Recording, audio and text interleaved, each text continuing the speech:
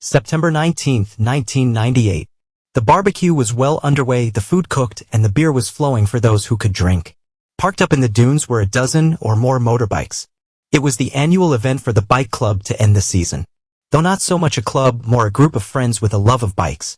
The lifeguards had left the beach and the tide was in, driving the group to the edge of the dunes. Jeff, a tall, broad-shouldered man with a full beard in his mid-40s, noticed her first. He knew something was odd when she turned up on the beach. Her long denim skirt, thick sweater, and long overcoat would have been less out of place on a cold winter night than on this unseasonably balmy early autumn evening with people still walking around in swimsuits. She stood out like a sore thumb. Jeff walked over to her and invited her to join them. As she looked up at him, he recognized something. The unkempt hair. The sunken eyes that looked as though they hadn't slept in days. All of this reminded him of something he'd seen before in the not-too-distant past. She turned down the invitation and moved further down the beach. As Jeff went back to his friends, he got some ribbing from them.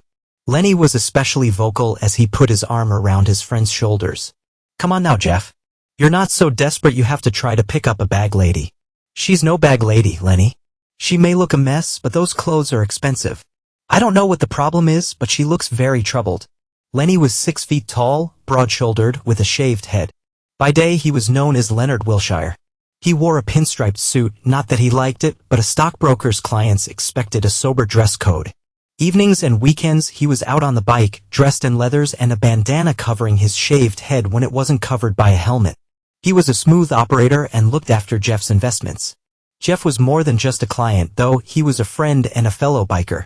"She's not your problem. Now, come on back to the party. I'm sure we can fix you up with some female company." As the beach party continued, Jeff kept an eye on the woman down the beach. He had no problem finding girls to dance with and even share some lighthearted moments. But the vagrant woman still occupied his mind. As darkness fell, the party broke up. They gathered up the rubbish and dropped it in the back of Jeff's pickup truck. One by one, the bikes started up and disappeared into the night. As soon as the last person left, Jeff made his way through the dunes to where the woman sat on the sand. She appeared to be waiting for something or someone. The surf crashed on the beach, showing white in the moonlight as the tide retreated. She got up and started walking toward the water.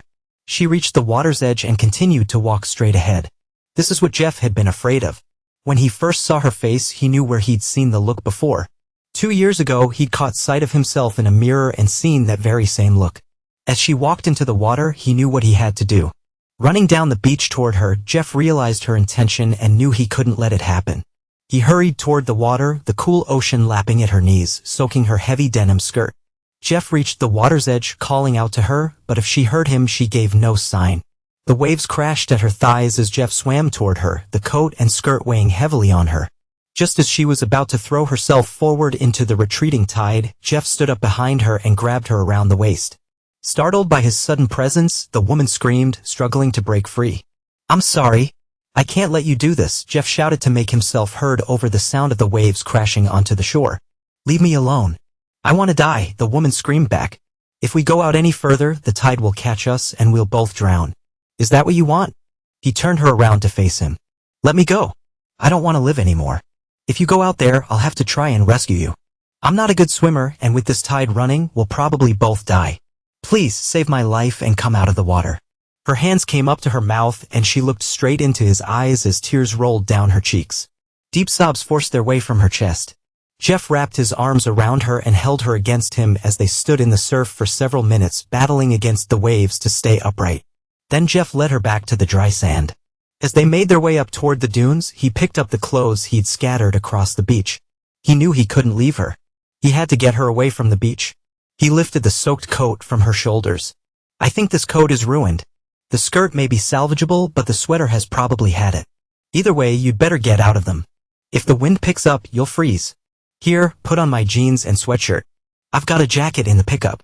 I can wear that." They exchanged a look and the woman reached to unfasten her skirt. She glanced at Jeff expectantly. "Well, go on then, turn around." Jeff apologized and turned his back, hoping she wouldn't try to make a break for the sea. "It's all right. You can look now," she said. He turned around and burst out laughing. The jeans dragged on the ground and she had to hold the waistband to stop them from falling down while the sleeves of his sweatshirt completely covered her hands. "I'm sorry for laughing, but that really is an outfit that only fits where it touches. Stand still and I'll roll the legs up. I've got some rope in the pickup we can use as a belt. He knelt and rolled up the jeans' legs until she was no longer standing on them. As he stood back up, he smiled at her. Now that you've managed to get into my jeans, I think I deserve to know your name. It's Helen. Helen Mallister. Well, Helen Mallister, I'm Jeff Cockburn and it's a pleasure to meet you.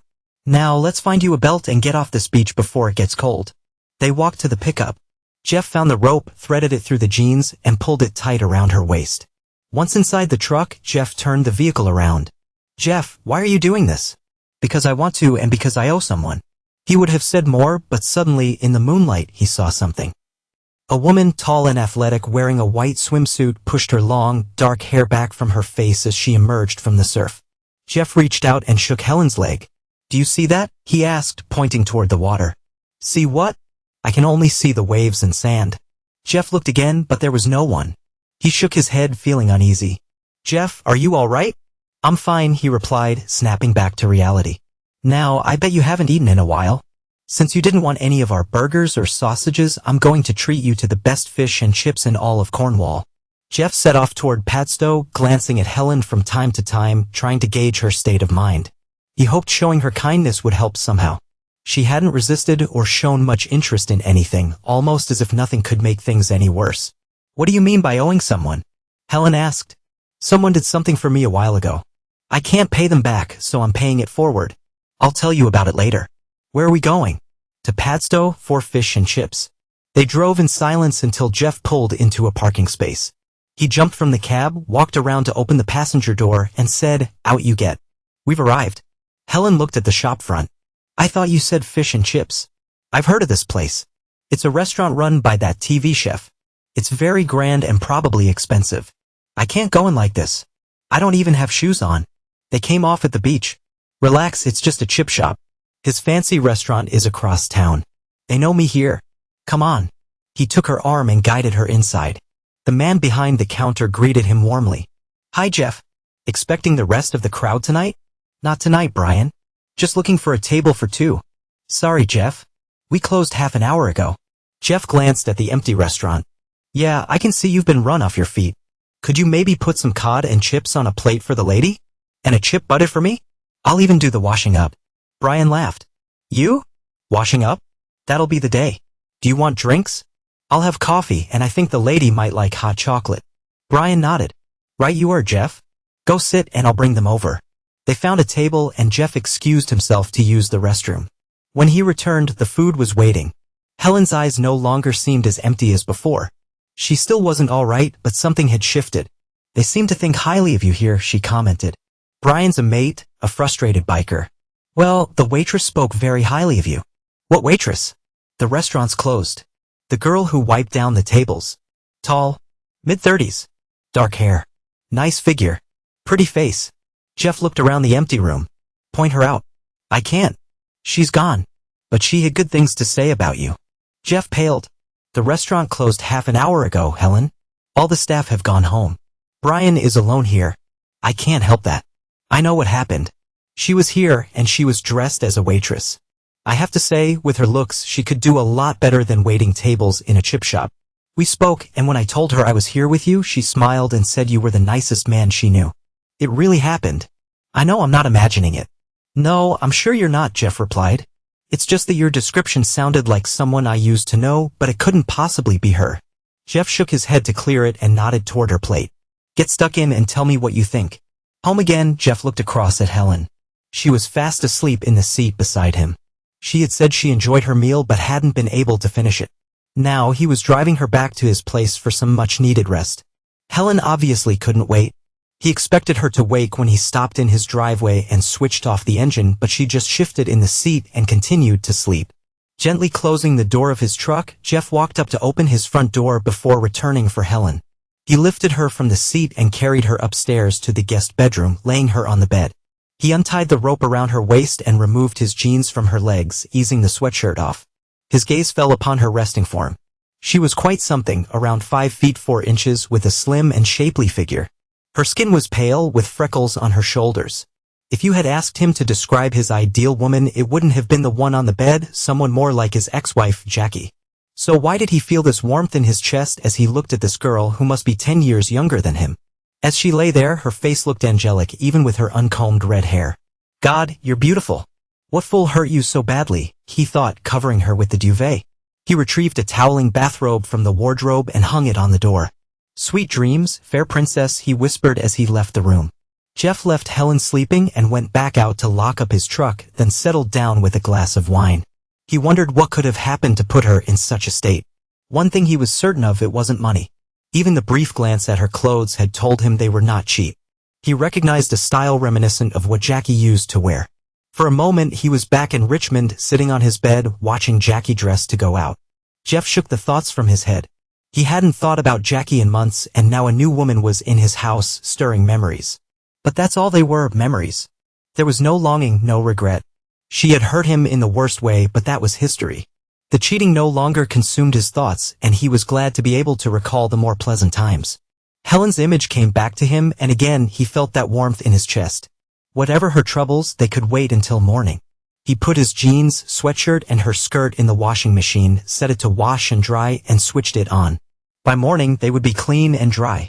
Then he headed to bed, reflecting on the events of the day before picking up his book. Just after midnight, his bedroom door opened. "Oh, I'm sorry. I was just checking it wasn't a dream."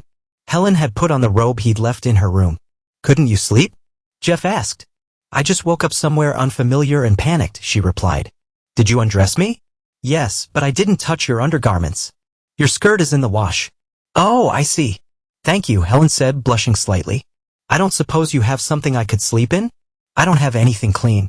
Sorry, I haven't worn pajamas since I was a kid. But I've got some long shirts with tails in the wardrobe, and there are t-shirts in the second drawer down."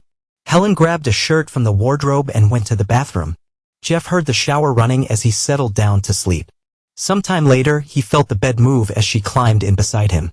"Jeff, would you hold me, please?" "I really need someone to hold me," she whispered, her voice shaky. She started to sob almost immediately. Jeff took her in his arms and held her close as she cried. When her sobbing stopped, Jeff turned over and she nestled into him. Thank God tomorrow's Sunday, Jeff thought as they drifted off to sleep. When Jeff woke up, Helen was gone. He had a shower and made his way down to the kitchen, half expecting to find himself alone as usual. Instead, he found Helen searching through the cupboards. She had already made coffee and toast. "I was going to start breakfast, but I didn't know what you liked. I was just trying to find something to iron my skirt. Do you have an iron and ironing board?" Jeff retrieved the iron and board from the cupboard under the stairs and brought them to her. "Thank you," Helen said, looking down at the skirt. "It's so full of creases I couldn't possibly wear it." Jeff glanced at her. His shirt never looked that good on him. Her bare legs were long and shapely, and she had her hair wrapped up in a towel. In the daylight, he could see that her eyes were green and her youthful face was dotted with freckles. "Egg and bacon okay for you?" he asked. She nodded and he started the cooking as they sat in silence. Helen repeatedly looked into Jeff's eyes. She saw kindness there, but also sadness. When he topped up the coffee, he gently encouraged her to open up. "So, do you want to tell me about what led up to last night? I don't want to burden you with my problems. You've done more than enough already. I should go. You can leave now if that's what you want. It might be a bit difficult in only your skirt and underwear. I'll drive you wherever you want to go." As she put the last piece of toast into her mouth, Jeff glanced at her left hand. He noticed the gold wedding band topped off with another holding a large, sparkling diamond. "I see you're married. Do you want to call your husband and tell him where you are?" At the mention of her husband, she started crying again. Jeff immediately understood what the issue was. He got up and stood beside her, gently placing a hand on her shoulder. "So, it's husband troubles. What's he done?" "I don't have a husband anymore. He's divorcing me." Jeff sat down again and took her hands in his, waiting for her to calm down. "So that's what brought you to the beach last night?" "Partly, I suppose. I don't know, Jeff. This is so unlike me. I'm normally the one other people depend on. Can you believe that? I run a team of accountants, devising custom-made plans to help people pay less tax. Now here I am, unable to cope with a marriage breakup. There's nothing silly about that. Psychologists rate it as stressful as the death of a loved one. You didn't see any warning signs?" "None. Douglas and I had been married for 10 years. I thought we were doing okay. We've been trying to start a family but without success. 3 weeks ago he told me he was in love with someone else and moved out. But that was 3 weeks ago. What's happened since then? I saw him with her on Friday. They were going into mother care. She's pregnant. She's giving him the baby I couldn't. I don't know what got into me. I don't suppose a man can understand how it feels for a woman to know she must be infertile. He left me for someone who could give him the children he wanted. So you felt worthless and unloved? I suppose so. I don't know how I felt, really. Suddenly, my reason for being was gone. I wasn't a whole woman. It didn't matter if I lived or died. I don't know why, but I got on a train and ended up here. Do you still feel that way? I don't know. I don't think so. She squeezed Jeff's hands. If it wasn't for you, I wouldn't be here this morning. Thank you. I'm still alive, and I owe it to both of us to make the best of that. In that case, we've a busy day ahead. You need some clothes, and then you need to speak to Angie. Jeff, I lost my purse last night. I've checked my coat pockets. It's not there. It must have come out in the sea. Everything was in that purse. My driver's license, credit cards, and all my cash. I don't have any money. Does a motorcycle mechanic make enough money to loan me some cash? What makes you think I'm a mechanic? The dealer's name is on the side of your truck. That's because I own the dealership. Don't worry about the money. Who is Angie? The short blonde girl at the party last night. She's one of the best solicitors in the West. She'll help you with the divorce. You may not want it, but you can't stop it. Angie can make sure you don't lose out. Is there anything you haven't thought of? Yes. How I'm ever going to wear that shirt again without seeing you in it. Now, go up, dry your hair, pick out a clean shirt, and we'll go into Nuki to get you some clothes and shoes. Your old ones will be floating past the Isles of Scilly by now. Helen almost smiled as she went up to dry her hair and get dressed. Jeff knew that Nuki wasn't the best place for clothes shopping, especially on a Sunday. Desperate problems required desperate remedies. Helen used the journey to observe more closely the man she'd spent the night with. His dark beard made guessing his age difficult, but the traces of gray in his hair helped. She guessed he was about 45. His strong arms were tanned, as was his face, which told her he spent plenty of time outside. She remembered the comfort of being held by those arms, how safe she had felt. She couldn't quite understand what had led her to climb into his bed, but she was grateful for how respectful he had been, offering comfort without expectation. By 2 p.m. they had managed to get her enough clothes and shoes to last a few days. They sat outside a cafe, drinking coffee and making plans. Jeff called Angie to arrange a visit on their way home. After a light lunch, Jeff took her on a tour of the area before heading to Angie's house. Throughout their time together, Helen couldn't help but study him. Jeff was an attractive man, not just in appearance but in the way he carried himself with quiet confidence. In the shops, he had expected service and received it effortlessly. The assistant seemed pleased to serve him. Why would a man with so much going for him be alone and carrying such sadness in his eyes, she wondered. They arrived at Angie's and Jeff left the women to talk about the divorce while he and John, Angie's husband, took a couple of beers into the garden and talked about bikes. After the better part of an hour, the women joined them and a tearful Helen asked to go home. The journey back was quiet and Jeff wondered whether he had pushed her too hard. He decided to delve a little. How did it go with Angie? She told me the same as you did. I can't stop it, so I've got to get the best settlement I can. She mentioned that with another partner I might want to try IVF and that a good settlement might pay for that. She helped me come to terms with things. Douglas, my husband, didn't leave me just because she could give him children. He only found that out after he started cheating on me. She helped me see, for the first time, that it really wasn't my fault. Then Helen asked, Jeff, who is Wellard? Angie said if I wanted to know you, I should ask you about Wellard. Wellard is me. It's a nickname.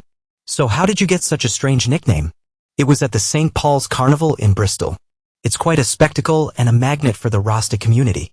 People travel down from London for it. Trouble is, that year the National Front held a rally in Bristol on the same day and there was a bit of trouble. And you were involved in the trouble? Not involved, really. There's something about me you should know. I don't go looking for trouble. Most of the time I walk away from it. But there are some things I just can't ignore. Go on. Tell me about Wellard. Okay. We were at a burger bar down by the station when a young kid came along. He couldn't have been more than 17. He was just minding his own business, going to catch a train, when he was set upon by half a dozen National Front skinheads. At first, they just pushed him around. But then one of the group kicked him in the groin. He went down and they all started kicking him. I don't think any of the other bikers saw it. There were 2 cops at the station, but they just stood and watched. I couldn't stand by and see an innocent lad take a beating, so I started the bike and rode straight at them. The group scattered, but when I got off the bike to help the lad up, they came back. The one who started the kicking pulled a knife and said, "This ain't your fight, Granddad, so just walk away." I told the kid to get between me and the bike. I could hear the rest of the bikers running over, so I knew we wouldn't be outnumbered for long. The bloke with the knife lunged at me, so I swung at him. I had my crash helmet in my hand and it hit him full in the face. I broke his nose, jaw, and cheekbone, apparently. He was certainly out cold. The lad just squeezed my hand and ran off into the station. And the police did nothing all this time? Oh yeah. When it was all over and the guy was laid out on the road, they came over and tried to arrest me. That's when Angie came to the rescue. She gave them her business card, took their numbers, and told them that her client would happily answer questions at home. She also said they could expect an official complaint about their failure to protect the public. It turned out the guy I hit had just gotten out of prison 2 days earlier. He'd done a rather nasty number on his girlfriend. He was out on license. So he went from the hospital straight back to jail. But why Wellard? Jeff smiled. That's because of what the lad said as he gripped my hand. Awesome, man. You as well, Ard, for an old guy in it. Jeff laughed. The next time I went out on a ride, as I pulled off my helmet, the whole bike crowd was chanting, well, Ard. The name just stuck. So, you're not just my hero. You're everyone's knight in shining armor. I'm not even a knight in black leathers. I just try to do the right thing. Well, I'm very glad you do. Whatever led me to your beach did me a huge favor. She leaned over to put her head on his shoulder. Can I cook for you tonight? Of course, if that's what you want. As she squeezed his arm, she became excited when she felt his well-defined muscles. That night, as she cooked, she kept glancing at Jeff, and every time, the excitement returned. She couldn't remember the last time she'd felt so drawn to a man. She knew she wanted him, but she wasn't sure what the next step should be. How could she get him to make a move? She thought about the previous night when she had been completely vulnerable and yet he'd done nothing. Perhaps he doesn't fancy me, she thought. She started on dessert and made her decision. It was time to take her life back, and if that meant making herself vulnerable again, then that was a chance she was willing to take. For the first time in 2 years, Jeff ate a meal at home that he hadn't cooked himself. He sat at the table while Helen waited on him. He couldn't keep his eyes off her as she moved around the kitchen and served him. He tried not to let her see him watching her, but the thought of her lying next to him last night excited him. He admired her trim waist and remembered the sight of her lying on the bed. Jeff asked himself why anyone would walk away from such a charming and beautiful young woman. After they finished eating, she made him coffee. As she placed the cup on the table, she turned and kissed his lips. Jeff responded immediately, wrapping his arm around her waist and pulling her onto his lap. They shared a few tender kisses before Helen pulled away, catching her breath. Well, that answers one question. You're straight, she teased. Of course. Who said I wasn't? Jeff replied, puzzled. No one. It's just, I keep hearing what a lovely man you are, but there's no woman in your life. I was curious, she admitted. Are you happy now that you know? I'm not sure. You had me at your mercy last night, yet you didn't try anything. I suppose you just don't find me attractive, Helen said, searching his eyes, hoping he'd deny it. She longed for him to hold her close, feeling a deep desire to be cared for, especially by him. If I had taken advantage of you last night, I'd have lost your respect, and rightly so. I turned away from you to make sure you didn't feel how much I was affected. As for not finding you attractive, I think I've just shown the opposite. Her heartbeat quickened as she listened, feeling a strong pull toward him. She wondered if she should wait for him to make the first move or take the lead herself. Her mind was made up. It was now or never. I'm glad you said that. It makes this next part easier. You've been so good to me and I hate to ask for more, but I'm going to. Would you spend the night with me? She asked, her voice soft as she looked down, her long red hair falling over her face. Jeff was stunned. This beautiful young woman was asking him to stay close to her. It had been nearly 2 years since he had been this intimate with anyone. He paused for a moment, reflecting on her words, and realized she wasn't asking out of obligation. He struggled to respond, his face reddening as he spoke. Helen, I'm really flattered, but being close to someone like that means a lot to me. I wouldn't want it to happen just because you feel grateful or feel you owe me something. It has to be about genuine care for both of us. Helen was quiet for a moment. I should feel insulted, but I don't. I'm not offering anything out of gratitude, though I should be thankful for all you've done. I'm asking because you're one of the most wonderful men I've ever met. My head may be a mess right now, but this isn't about feeling grateful. I want you. If you didn't care for me, you would have handed me over to the police or taken me to a hospital by now. So, I'll ask again. Please, Jeff, stay with me. She took his hand and stood up, leading him upstairs to his bedroom. They stood by the bed as Jeff gently lifted her chin and kissed her. Helen smiled into his eyes. I've never kissed a man with a beard before. I thought it would be prickly, but it's soft and tickles my nose, she giggled. Jeff wrapped his arms around her, holding her close. The warmth of his embrace reassured her, and her breathing became heavier as their connection deepened. They shared the quiet intimacy that followed, feeling closer than ever. Afterward, Helen smiled, still feeling his closeness. "If I can stay here, you might not have to wait long," she said softly. She curled up beside him, pulling herself closer as he wrapped his arm around her. "You can stay as long as you want," Jeff replied, kissing her gently before suggesting a shower. "I think I should take a shower." "Is there room for two?" she teased. They showered together, enjoying each other's company before returning to bed, where they snuggled up and drifted into a peaceful sleep. When Helen woke, she gazed at Jeff with affection. Jeff stirred, waking up to her smiling face. "I'm glad you're awake. I didn't want to start the day without you," she said playfully. She leaned in and kissed him, thanking him again for how he treated her. "You think it's one-sided? Last night was the best I've ever had. And you think you should be grateful." Helen smiled, kissing him once more before slipping out of bed. Jeff noticed the time for the first time that morning. He would be late for work, but the thought didn't bother him as much as it should. He wanted to savor his time with her. Over breakfast, they discussed their plans for the day. Jeff had to go to work, and Helen planned to visit the bank to sort out her accounts. Without proper identification, everything that identified her had been in the purse she had lost. Jeff told her it was no problem, but she felt the need for her independence. "I must go home, Jeff. I need to sort things out. I have a job. The company will want to know why I didn't go in today. I've canceled all my cards, but they'll only send replacements to my home address. My passport is at home. Once I've got that, I can prove who I am and get access to my own money." She saw the sadness returning to his eyes as she pressed on with what she had to say. "I'm going to ask another favor. I'd like you to buy me a train ticket to get me back to Radlett. I'll pay you back as soon as I get access to my bank accounts. The money is not important, Helen. I don't want you to go. I like having you here, and I love being here. To tell you the truth, I think I'm falling in love with you. But I must take control of my life. There is so much that needs to be done. I need to get control of my finances again. Then there are all my possessions in the house, not to mention my clothes. Douglas has already moved out, so I'm going to sell the house. You must see that, Jeff. I've got a whole new life ahead of me. A life that I hope will include you. Before I can do that, I have to wind up my old life. This is not the end, Jeff. More like the beginning if you want it to be. You must know what I want. If getting you back means I lose you for a while, I suppose that's what I must do." That night, they enjoyed each other's company again. Both thought it was even better than the previous night. The following morning, with a heavy heart, Jeff drove her to the station. They arrived just as the London train departed. Faced with an hour's wait for the next train, Jeff and Helen found the station cafe and settled in for the wait. "Helen, when I asked you why you helped me, you said you owed someone. I don't think it was money.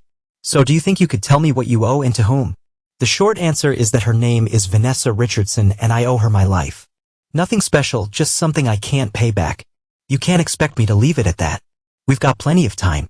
So tell me the story. Are you sure you want to hear this? It's a long story and you may not like what you hear. Just tell me, Jeff. Okay, the story starts 2 years ago. I had my own software company. You've probably heard of it, Cockburn Software Solutions, or CSS PLC. I set it up straight out of college and it sort of took off. Everyone was buying PCs and Windows made them easier to use. We wrote commercial software, office suites, and accounting packages. We rode the wave for a while and did very well. When we floated the company on the stock market, I did very nicely. My wife, Jackie, and I held on to 60% of the shares between us, and I effectively gained a partner with expertise in business. Things went well for a while, but my projections showed the demand for our software packages declining. Even Microsoft started looking to develop hardware as another revenue stream. I knew we couldn't carry on forever, so I started looking for alternative income sources. Our expertise was in software development. So I looked into developing bespoke software for business users. I also set up a department to develop digital TV boxes. My partner, Simon, opposed all of this, seeing it as a drain on resources. But with 60% of the shares, my wife Jackie and I always carried the day. That's when the problem started. I traveled around the country drumming up trade to enable us to continue to expand.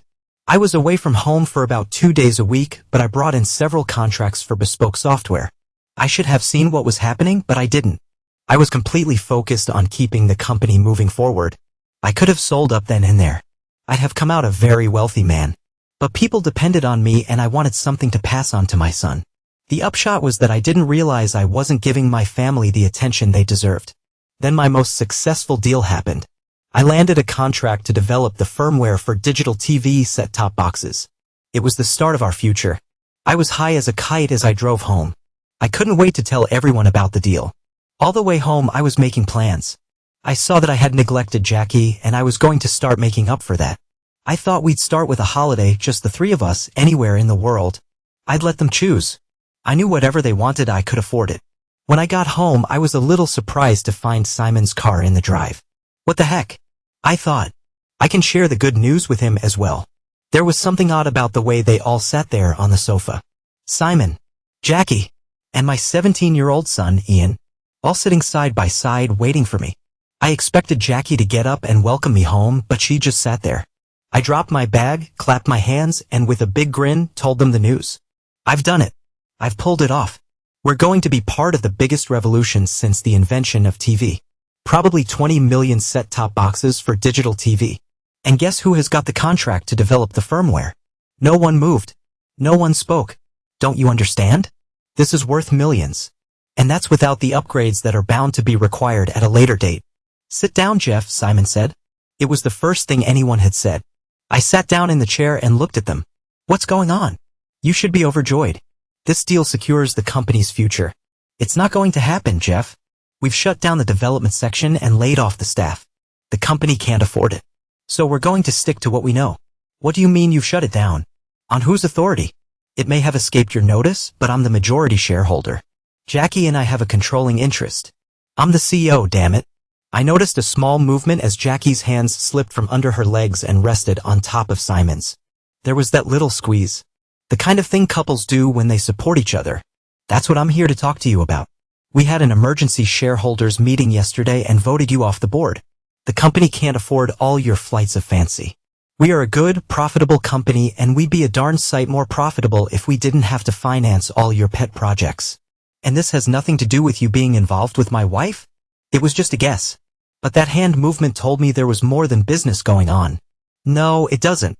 That's a completely separate issue. This is strictly business. Of course, I'm grateful to Jackie for her support. I'm sorry, Jeff, Jackie spoke for the first time. He's right. Your spending was out of control. We owed it to everyone to stop you before you ruined the company. Oh, really, Jackie? And whose side were you on when he told you that? Was it my side? Or did you go to his place?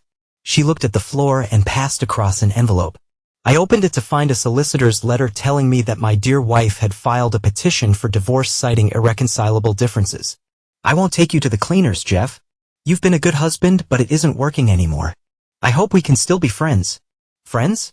You steal my company, you get involved with the enemy, and you expect to remain friends? Did you ever know me at all? I hope when you've calmed down you'll change your mind. We still have our son to think of. We should try to get on. I'll be leaving with Ian tonight. Perhaps you'll think it over when we're gone. I found it hard to believe what was happening. Half an hour before, I was on top of the world. Now that world was falling apart. I was still reeling from the shock when I realized my 17-year-old son was sitting there and had not said a word. I knew he was there for a reason. So what else was to come? So, Ian, what's your part in all this? I asked. I can't believe you're sitting there and have nothing to say. I'm going to live with Mom and Simon. So, he's taken my company, my wife, and now my son? Is that it? Well, what do you expect, Dad? Everyone knows you were loaded, but what advantage did I ever see? You made me go to the local comprehensive when you could easily afford school fees. It was the local comprehensive that made me what I am. Nobody owes you a living, son. That school didn't do too bad a job. You managed to win a scholarship for the public school sixth form. No, I didn't, Dad. She paid the fees because you wouldn't. He knows it's the easy route into the top universities. So you're prepared to sell me out for 2 years' school fees and a new Mini? I put my hand to my forehead. God, where did I go wrong with you? Simon and Jackie got up. Jeff, I know this is a lot to take in. I think we should leave you alone for a while. He offered me his right hand, which was his mistake. Perhaps he'd forgotten I was left-handed. Strictly business, Jeff. Nothing personal. I gripped his right hand in mine, then smashed my left into his face, knocking him to the floor. Blood was running from his nose. You've stolen my company and my family. Of course, it's personal now. Get up and get out of my house. I looked at Jackie. Are you planning on marrying him? Yes, as soon as the divorce is final.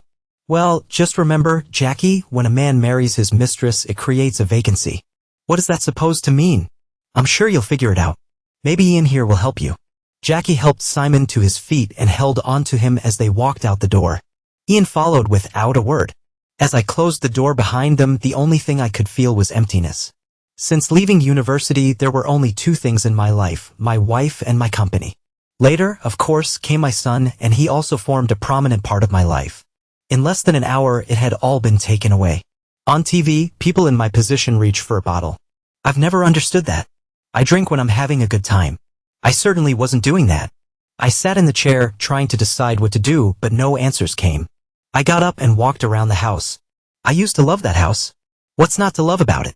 A large Regency house overlooking Richmond Park. Of course, I loved it, and so, I thought, did Jackie. Now it was just an empty shell. All the happiness I'd known there was gone. I don't know how long I paced around the house, trying to find something to be happy about. It got dark, then light again, but it meant nothing.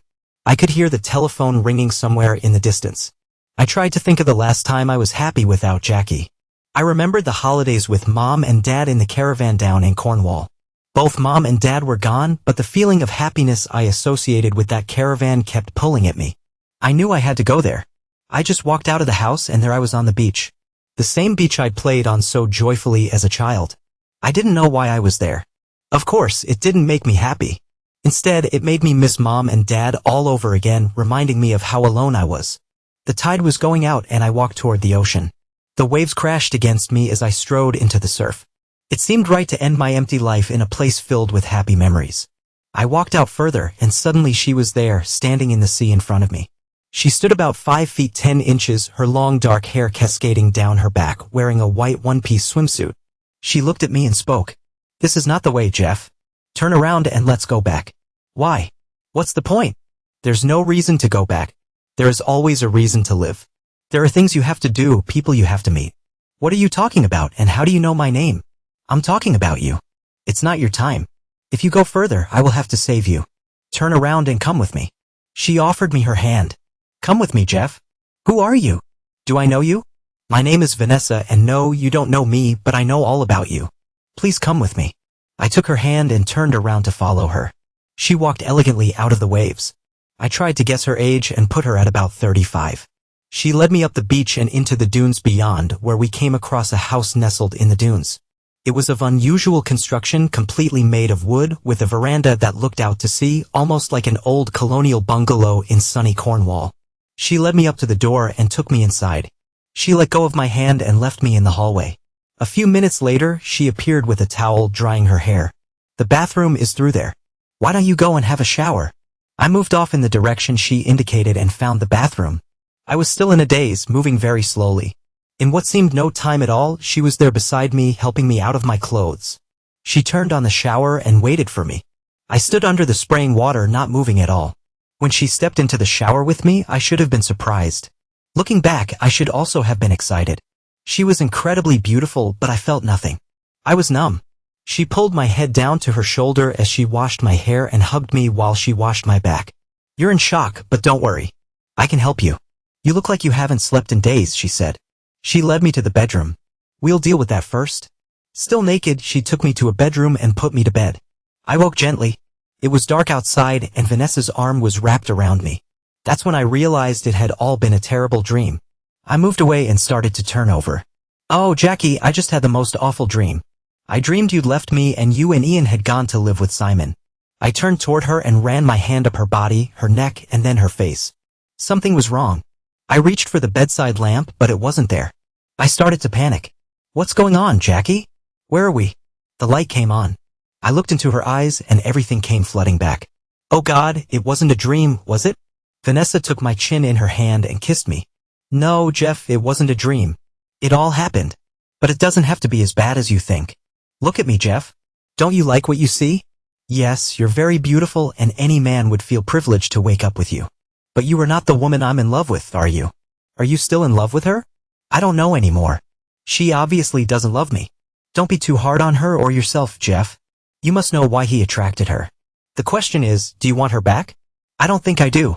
She chose Simon over me. I'd always be thinking I was second best as far as she was concerned. She kissed me. Never ever think of yourself as second best, Jeff. Now, are you going to use this opportunity? Or do I have to wait another day? What do you mean, another day? It's 2 a.m. You've been sleeping for 30 hours straight. I'm a normal woman with normal needs. It's been a long time for me, and when I'm sharing a bed with a handsome man, I do get a bit excited. Vanessa put her arms around me and pulled me closer. She leaned in and her lips brushed against mine. I pulled away. I'm sorry, Vanessa. Can we take this a little slower? I'm not sure I can handle all this yet. She smiled at me and kissed my forehead. So that's not a no then. It's a not now. That's all right. I felt the need to go to the bathroom right then. When I returned to bed, Vanessa was either asleep or pretending to be. I got back into bed and spooned into her. I slept fitfully and woke around 7 a.m. to the smell of coffee brewing. I sat up in bed and the door was open. Down the passage, I could see Vanessa occasionally passing by. She wore a short silk robe tied around her waist. She returned to the bedroom with 2 cups of coffee. Jeff hesitated, unsure how much he should tell her. He had no idea what effect it might have on their relationship if he shared the details of his past with Vanessa. His mind wandered as memories of their time together resurfaced. She placed his coffee on the nightstand, and as she turned, her robe fell open. She held his head and kissed him softly. Well, that was a pleasant surprise, she whispered. Your wife was a very lucky woman. She thinks she still is. She has a new partner now. I know all about it, Jeff, and I'm telling you, it's her loss. How can you? I barely know you. She climbed off and lay down beside him. That's what you do for someone you hardly know. I can only imagine what it's like for someone you really care for. Take my word for it. It's her loss. Now how about breakfast and then down to the beach for a swim? Helen nudged his arm, bringing Jeff back to the present. I said you were with her, weren't you? It's okay. I don't mind. It was before you met me. Yes, I was with her for nearly 6 weeks. We'd go to the beach, swim, and work on our tans. We'd spend our nights together, sometimes even during the day. In the evenings, we'd sit and talk. I told her how empty I felt. I built up a company and made a lot of money, but to what end? I had no family to pass it on to, and even the company that bore my name seemed lost. But great success felt like failure. Vanessa would have none of it. She listed my achievements and all the people who benefited from my efforts. Having such a beautiful woman want me did wonders for my self-esteem. I started developing feelings for her, but she was adamant that our relationship could never be permanent. As the days shortened, she began to tell me she would soon have to leave. The night before we parted, we talked. She told me I needed to reclaim my life. There are many things you still have to do. You are not a man who gives up. You had given up when you came here, but you weren't in your right mind. Now you can go back, pick up your life, and take it in a new direction. That night, we shared an intimate moment. She stroked my face, kissed my lips, and told me how much she would miss me. The following day, after breakfast, she donned a 2-piece black suit while I wore the clothes I'd arrived in. She drove me to the station in her white Audi Quattro. An impressive car, even at 15 years old, still in showroom condition with that new car smell. She dropped me off at the station and we said our goodbyes. How will I know when you're back? I asked. Look for me on the beach. If I come back, that's where I'll be. Helen looked deeply into Jeff's eyes, understanding dawning on her. The person you owe is Vanessa, and you owe her your life. I suppose indirectly, I owe her mine as well. Yes, you could look at it that way. If it wasn't for her, I wouldn't have been on that beach. If I hadn't been there, I wouldn't have recognized the look in your eyes. You couldn't let me do it because you owed it to Vanessa. That's not completely true. I could never have let you do it. I know things are never that bad. I had to make you see that. So what happened when you went back? Why did you never find Vanessa? This is where the story starts to get strange. I realized something was amiss on the train journey home. I bought a newspaper to catch up on the world, surprised to find that some stories from the day my world fell apart were still in the news. According to the newspaper, only 10 days had passed since my life changed. Knowing it couldn't be true, I scoured the train for the newspaper seller. How dare he sell me a paper that must have been 5 weeks old? I confronted him about it. He looked at me as if I were mad and told me it was the current issue. He pointed at the date. See, that's today's date, he said. I insisted it couldn't be, that the date was 5 weeks ago. Tell you what, mate, why don't you look at the date on your ticket? I checked my ticket and it showed the same date as the newspaper. I returned to my seat, embarrassed and confused. When the conductor checked tickets, I asked him for the date. He pointed to the date on my ticket and confirmed it was correct. I tried to accept this and focused on the crossword puzzle. I got home by mid-afternoon and noticed the message light on my answering machine flashing rapidly. The first few messages were nothing at all, just people unsure of what to say to a machine. The first message of significance came from my secretary. She asked me to call her and even left her home number. A couple more empty messages followed, and then a voice I recognized. Jeff, are you there? Please pick up. I need to talk to you. My wife sounded worried. After a few more empty messages, there was one from my solicitor. Jeff, Jackie has been to see me. I think we need to talk. Call me as soon as you get this. A few messages later, it was my secretary again. Mr. Cockburn, please call me. I need to know you are all right. You've got my number anytime, day or night, just call me. I had forgotten all about Janet. I'd never met a more dedicated secretary, and now I had left her in a state of confusion. I made a mental note to call her after I spoke with the solicitor.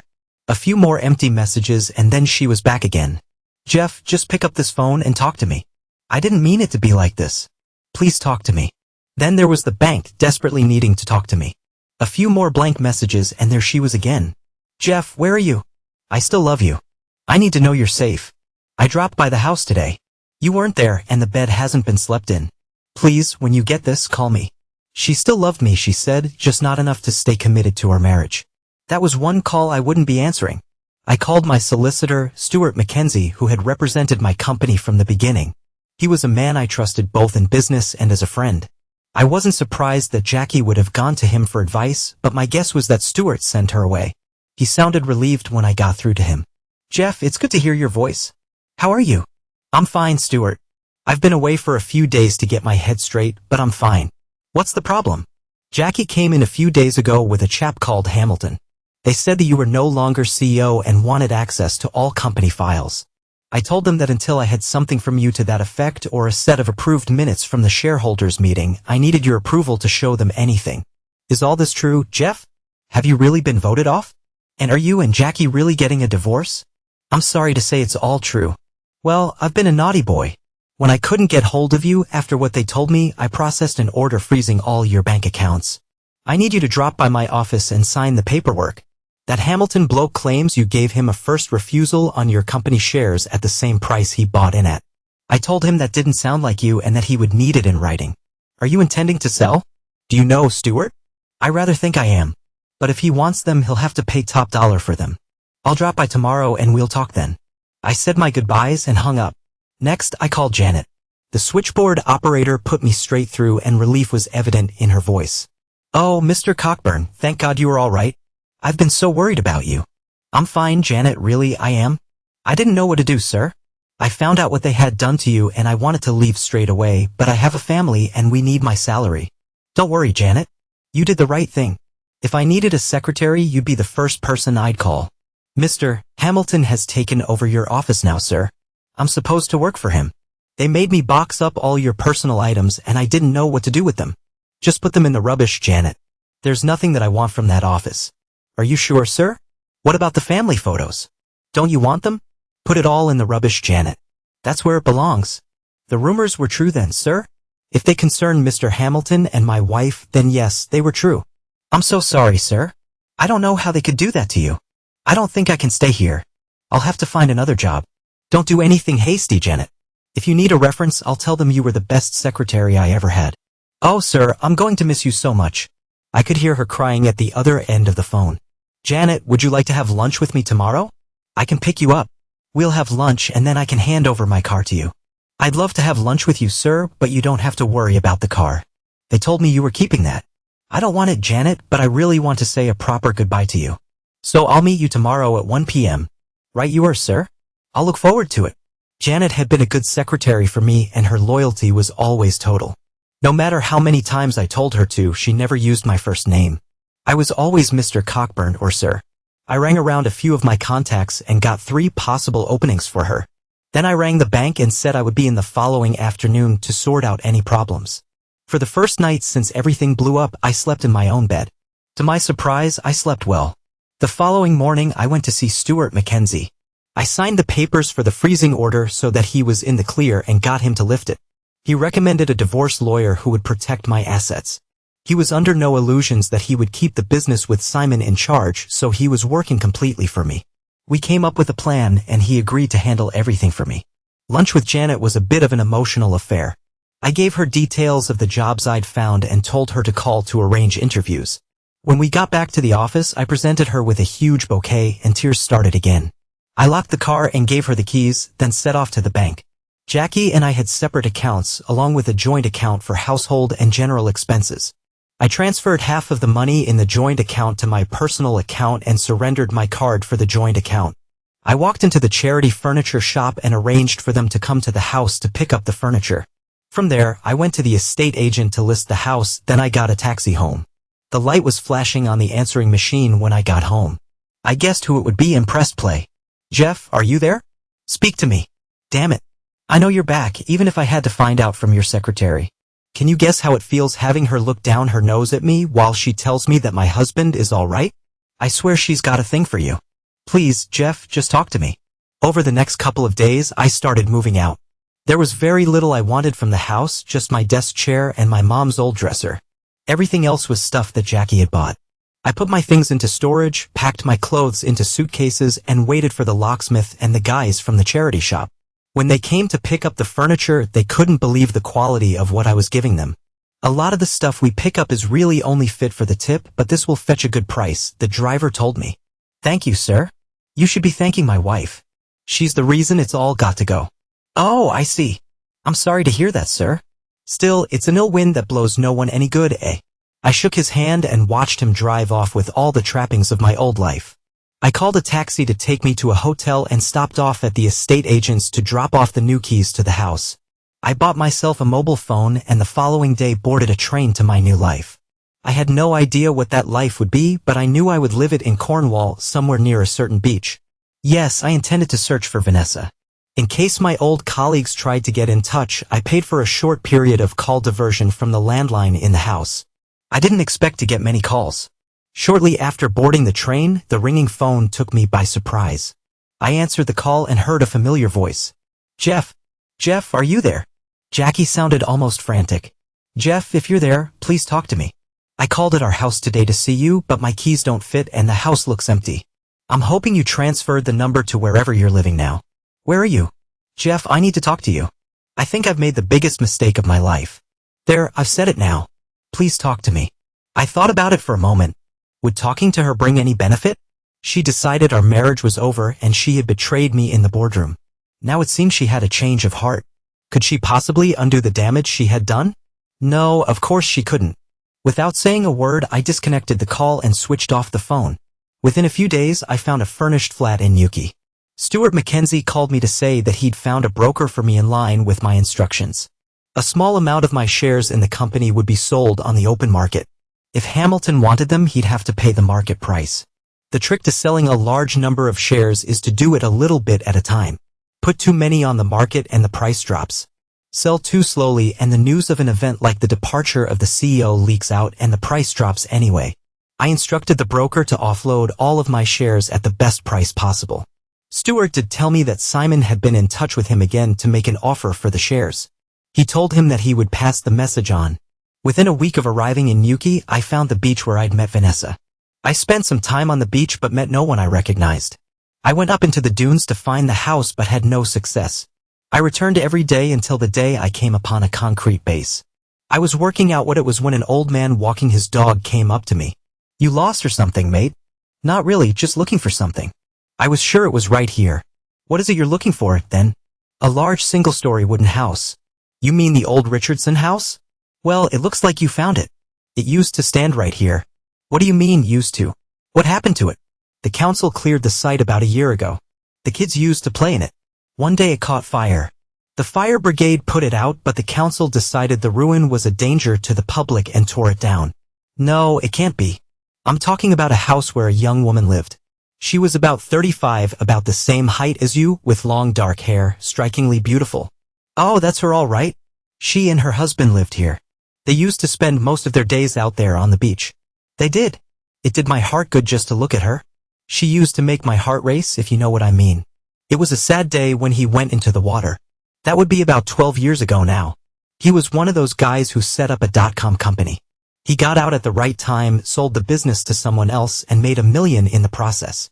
That's why they moved down here and built the house. A dream home, everyone said. She used to be an Olympic swimmer and loved being in the water. He was the problem. He couldn't stop making money. He played the stock market and lost everything, every penny. He couldn't live with it, could he? One day while she went shopping, he took himself out to the beach and just walked into the water. According to the rumor, she came home, found what he had done, and swam out to look for him. His body washed up down at Seinen, but they never found her. That can't be. I was in that house only a week ago. I was talking to her. Not this house you weren't, son. You must have the wrong beach because this is the only house there's ever been on this one. I found myself with another mystery. The first 6 weeks had turned into 10 days, and now I discovered that the house I had been living in only a week ago was demolished the year before. I had to investigate further, so I went to the local newspaper's offices. I told them I was writing a book about the couple and asked if I could look through their archive. It took less than an hour to get lucky. I found the first story about finding Richardson's body. His wife, Vanessa, was not available for comment. The following week, they carried the story of Vanessa's disappearance. There was a photograph of her. It was my Vanessa, looking exactly as she had when she came out of the sea to stop me. I knew then she wasn't coming back, at least not in any way that would allow us to have a relationship. I persuaded them to let me have a copy of the photograph. I went back to my flat and looked at my bank and credit card statements, searching for something to tell me where I'd been for those 10 days. I found nothing that gave me any idea. In the end, I gave up. Even though I knew she wasn't coming back, I still felt drawn to that beach. She had said that when she came back, that's where I would find her. It was as if she wanted me to be there. I bought a house here, and when I found an ailing motorcycle dealership for sale, I indulged the passion of my youth and bought it. Since then, I've spent much of my free time on the beach. Helen squeezed his arm. Did you ever see her again? No, I never did. Not until the night I met you. I thought I saw her coming out of the surf just as we were about to leave the beach. It was only for a second and then she was gone. Were you in love with her, Jeff? No, I don't think so. I liked her a lot and she was very beautiful, but really I think I felt I owed her something.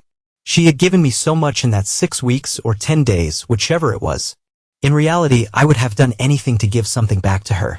Do you have her photo? Jeff got out his wallet and produced the picture he'd gotten from the newspaper office. Helen looked at the picture and the blood drained from her face. I've seen her, Jeff. I've seen her twice. She was the waitress in the fish and chip shop. I met her again when you took me clothes shopping. She was in the fitting rooms in one of the shops. She told me what a good man you were. Do you think she's looking after us? Well, if she brought you to me, I need to thank her again. Perhaps she didn't bring me to you, but she made sure you were there for me. The public address announced the imminent arrival of Helen's train. They made their way out to the platform and kissed like a pair of teenagers. Helen, are you really coming back? You bet. I have to get everything sorted out. I don't know how long it will take, but as soon as it's done, I'll be back. What about you, Jeff? You're not going to disappear like Vanessa. No, I'll be here. I'll wait as long as it takes. He kissed her again as she got on the train. A tear came to his eye as the doors closed and the train started to move. He waved until he could see her no more and returned to his car to drive to work. August 2nd, 2003. Jeff was in his element. He turned off the water from the hose and stood, looking at his pride and joy. He sniffed, taking in the wonderful smell of the motorcycle. The Vincent black shadow gleamed in the sunlight. Jeff took his chamois leather and started drying the paint and chrome work. He noticed a taxi pull up, crouching down. He picked up his tube of polish and started to work on the covers. He heard the cab door close but didn't turn to look. He knew who it would be. He had been told she was here. She'd been asking about him. It was only a matter of time before she sought him out. She stopped on the side of the bike and waited for him to get up. It's been a long time, Jeff. You're looking good. He stood up and wiped his hands with his polishing rag. He looked her up and down. The past years hadn't treated her particularly well. She was about 20 pounds heavier, but even her face looked fuller. You're not looking so bad yourself, Jack. You don't need to flatter me. I know how I look. So what brings you to this part of the world? Was the divorce settlement not good enough? I gave you $250,000 from the house. You kept your company shares. Stuart Mackenzie said you were happy with the lump sum for Ian's child support. No, it's nothing like that. As a matter of fact, you were very fair, all things considered. Look, we can't really discuss things out here. Can we go inside? For the first time since she arrived, he noticed she was carrying a briefcase, which made him a bit curious, so he invited her into the house. Once inside, she looked around. This is nice, Jeff. A good-sized garden, I see, and you've got, what, 3 bedrooms? Or is it 4? Only 3 at the moment. But you didn't come all the way down here to look at my house. What is it you want? Jeff set the coffee filter machine going and waited for her to answer. "It's you I want. I've come to ask you to come back." Jeff stopped in his tracks, his mouth fell open, and his eyes widened. Jackie put her hand to her mouth and started laughing. "No, I didn't mean that. I'm not asking you to come back to me, though God knows I would if I believed it would work. I'd even beg if it would do any good. But I know you better than that. I burned my bridges with those divorce papers. It wasn't until I was without you that I realized what I really wanted. You know how the song goes, you don't miss your water till your well runs dry. You lost me as soon as I guessed you'd had Simon with you. You acted like lovers on that sofa. That was enough for me. How is Ian?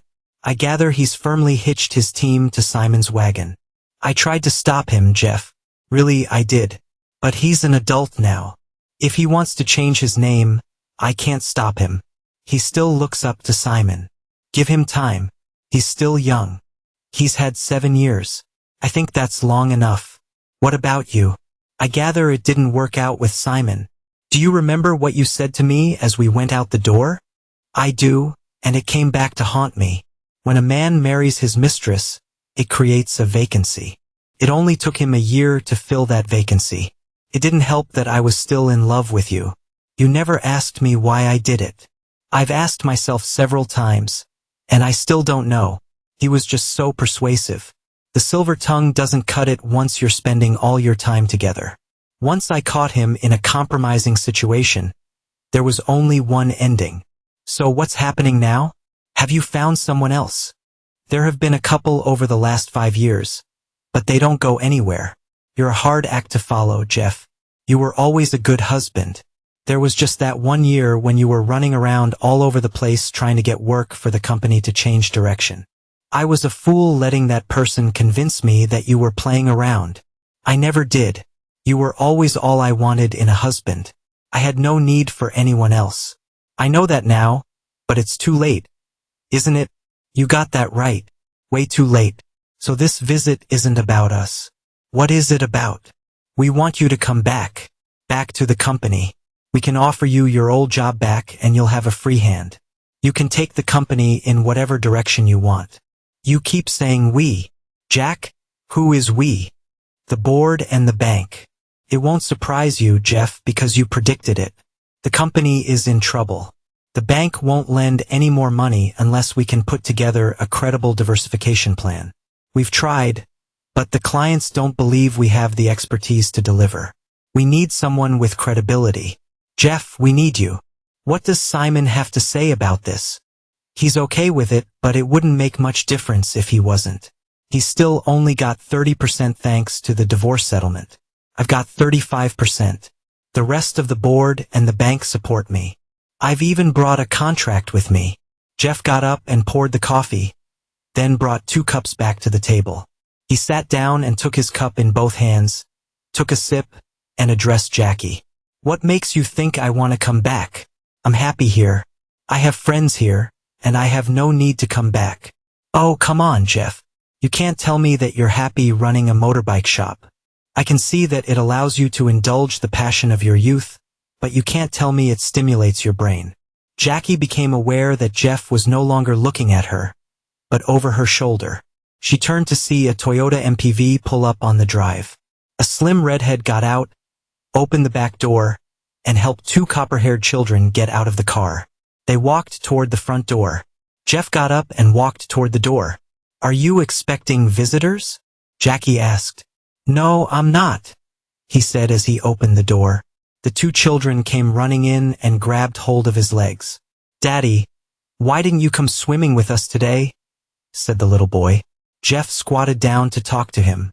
Because, little man, I was expecting a visitor who came all the way from London. Is she here now, Daddy? Asked the little girl. Yes, darling. She is sitting over there at the table. Jeff stood up, hugged the young woman, and kissed her. Jackie felt a twinge of jealousy seeing them together. We missed you at the pool today, Helen said as she put her arm around his waist. Are you going to introduce us? They all walked back toward the table as Jackie offered her hand. Jeff, this is Helen. Helen, this is my ex-wife, Jackie. And these two little ones are Daniel and Vanessa. He bent down to the children. This is the lady Daddy was married to before he met Mommy. Helen shook Jackie's hand and then embraced her fondly. It's nice to meet you. I owe you so much. Jackie looked puzzled. What can you possibly owe me? Isn't it obvious? Him. These two. My life. Basically, if it wasn't for you, none of this would have happened. Well, Helen, if you're trying to make me feel foolish, you're doing a great job. I didn't see a wedding ring. Well, you know how it is, Jackie. Once bitten, twice shy. Jeff, were you expecting me today? Jackie asked. Soon after you booked your taxi last night, someone called to say you'd be coming here. Like I said, I have friends here. Real friends. People who care about me. Now, why don't you tell me the whole story? So, what is it that you don't already know? I want to know the real reason you came. I told you I want you to come back. Well, you can't have him back. He's mine now. Helen called out from the laundry room. The company is in trouble, Jeff. What I didn't tell you is that we've been made an offer. The thing is, it's an all-or-nothing deal. I only own 35% of the shares. Simon still has 30%, but the other 35% belongs to 4 other shareholders.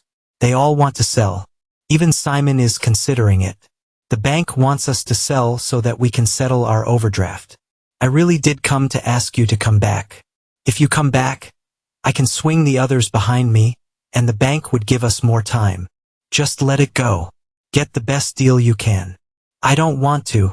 That company is my last link with our old life, Jeff. I don't want to let it go. Take the offer, Jack. Let the past go. They won't take on our debts. I'll be left with less than £100,000 once we've settled with the bank. Simon will be left with nothing. He remortgaged his house to buy some of your shares and then lost them to me in the divorce settlement. Please, Jeff, come back and help us rebuild the company. You've done it before, and if we let you do it your way, we wouldn't be in this mess.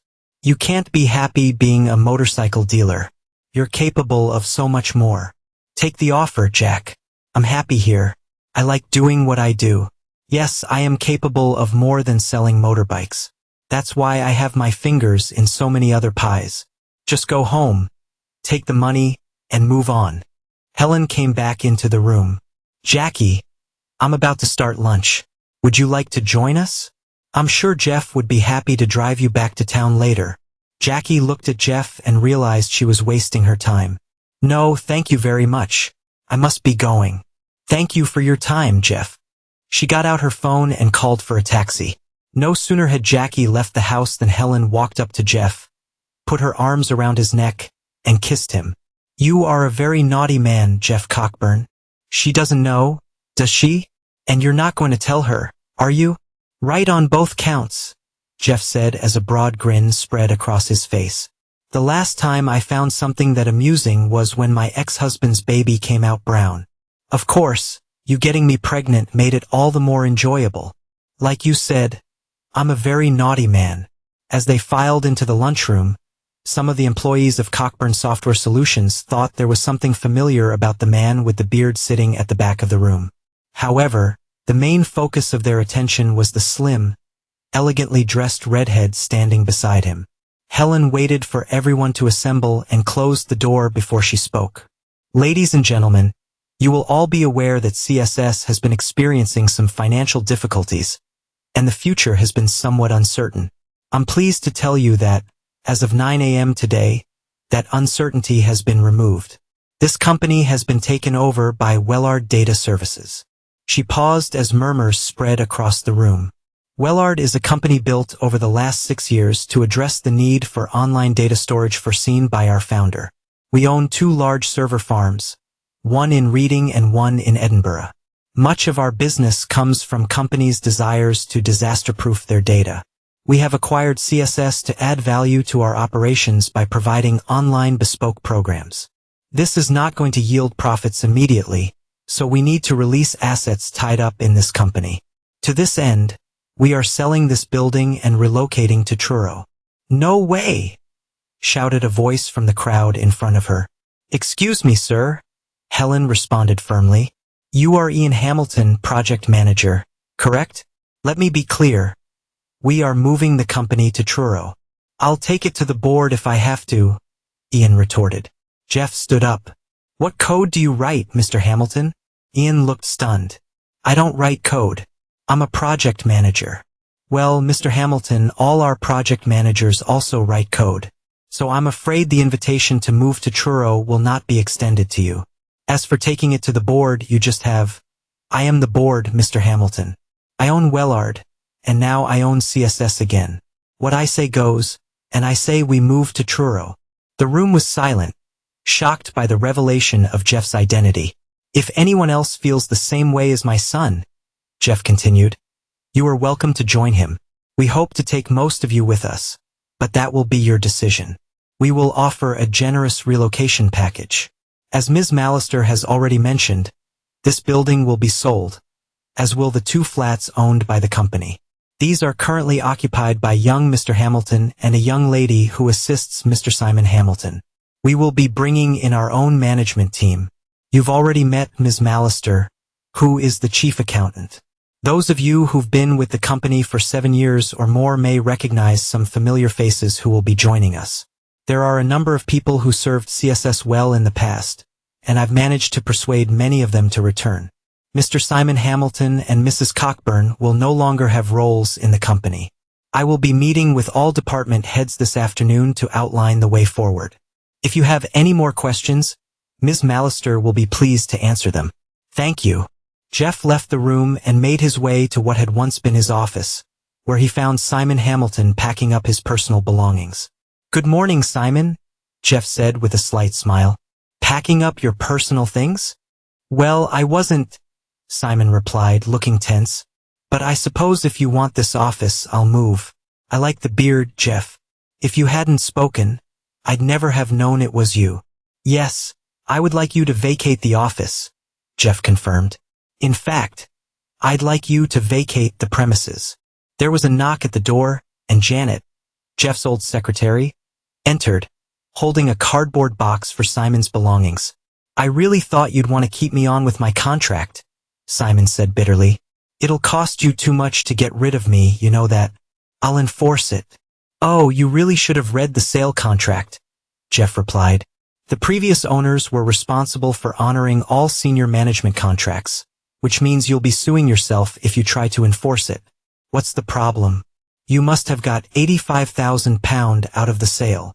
Yeah, and I owe more than 4 times that much on my house, Simon muttered. I had to remortgage it to buy some of your shares. I wouldn't worry, Jeff said with feigned sympathy. I'm sure you'll find another job in a month or 2.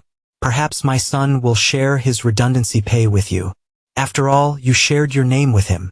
You haven't fired him, have you? Simon asked, sounding incredulous. I can't believe you'd be that vindictive. I didn't have to, Jeff said calmly. He fired himself. He said there was no way he was going to Truro. Simon collected his personal items, packing them into the box while Jeff watched. Once finished, he picked up the box and headed toward the door. See, you do realize this is all strictly business, nothing personal, Jeff remarked, extending his right hand as a gesture of farewell. Simon hesitated, recalling their last handshake, then turned and walked out without taking Jeff's hand. Jeff sat down at his old desk, stretched out his arms, and ran his hands over the leather surface. A moment later, Janet knocked and entered.